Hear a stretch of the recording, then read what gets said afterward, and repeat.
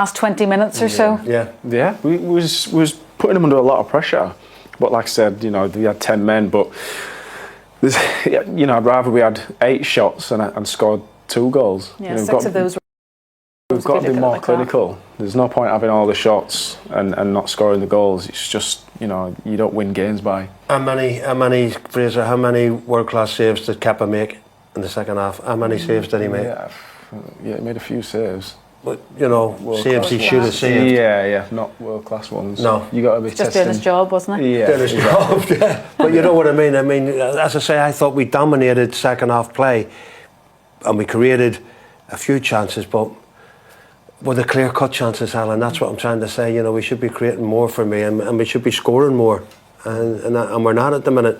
But a point's a point today, because I can imagine going to Bilbao, losing that game.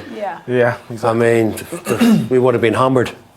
It's going to be interesting, isn't it, to see what he does with that team, especially for the likes of Luke Shaw playing 99 minutes in the end today. I think we'd said at half-time, you know, he might only get 60 to 70 minutes, have a bit of a rest in his legs. Yeah, especially with him saying, you know, it was a bit of a risk for Luke to be starting today. You'd have thought that. I thought he would be playing on Thursday, so for him to play 99 minutes today, it might be a bit of a ask for him to play again on Thursday. But we've got Harry Amas who's done brilliantly so far. Maybe he'll get the nod. Absolutely. It'll be interesting to see who plays. We did talk about intensity at half-time. Sammy, did you see more of that in the second half? Second half we came out, we moved the ball quicker, we passed it better. And we upped their game, no doubt about it. And as I say, you know, we were well in the game. We probably had more play in the second half. Bournemouth, I know, hit the post with a free kick. But other than that, it was mostly what United were doing with the ball.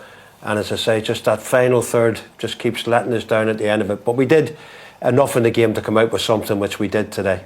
Yeah, and so did they. That is the first time Bournemouth have hit the 50-point mark in their history in the Premier League. So they'll be pleased with getting a point today. Yeah, we said before the game, didn't we, that they'd been on such a good run up until January time, and they dropped off a little bit of late. But, you know, on a whole, I think they'd be very happy with how the season's progressed for them. Well, if they win, Fraser, they could have won 8th. For Bournemouth to be 8th. Yeah, exactly. Unbelievable. You know, they've got aspirations of going in Europe, which is, you know, you wouldn't think, you might not have thought that at the start of the season. So yeah, they've had a good season and they play some good football. Let's talk red cards.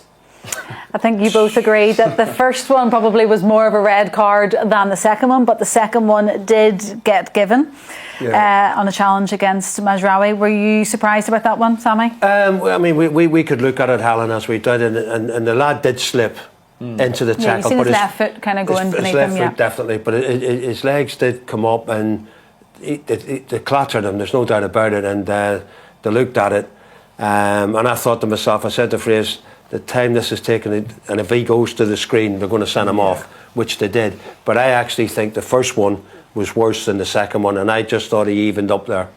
I thought VAR and the referee evened up the first one not being a sending off, that he had to send him off. Yeah. Would you agree? It was only surprising for me, the second one, because he didn't give the first one.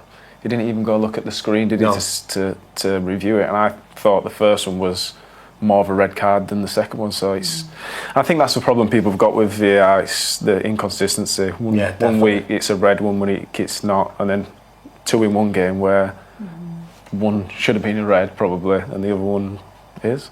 Equally, when we go to 10 men at 70 minutes, you would hope that we would go on and take the 3 points. Really, absolutely. I thought the manager as well. I mean, he brought attacking players on. He brought the big lad Obi on, who had a chance, by the way.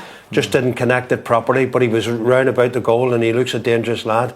Hopefully, he'll have a big future here. I just thought, like, maybe the substitutions for me might have been a wee bit sooner with the forward players, because we were the ones who were going to have all the ball, and you get your creative players on like Ericsson and.